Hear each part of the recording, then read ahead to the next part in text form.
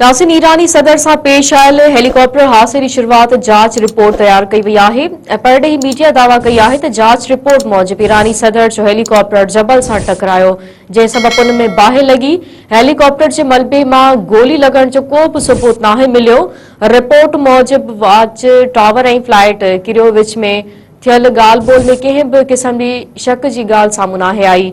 18 May ते हादसे में ईरानी सदर इब्राहिम रईसी ऐं परॾेही वज़ीर समेत 9 ॼणा फौत थिया हुआ। नाज़रीन, हिकु भेरो ॿीहर तव्हांखे ब्रेकिंग न्यूज़ ॾियूं पिया। ईरानी सदर सां पेश आयल हेलीकॉप्टर हादसे जी शुरुआती जांच रिपोर्ट तैयार कई वई आहे। परॾेही मीडिया दावा कई आहे त जांच रिपोर्ट मूजिब ईरानी सदर जो हेलीकॉप्टर जबल सां टकरायो, जंहिं सबब उन में बाहि लॻी। हेलीकॉप्टर जे मलबे मां गोली लॻण जो को बि सबूत नाहे मिलियो। रिपोर्ट मूजिब वॉच टावर ऐं फ्लाइट किरियो विच में थियल ॻाल्हि ॿोल में कंहिं बि क़िस्म जी शक जी ॻाल्हि साम्हूं नाहे आई।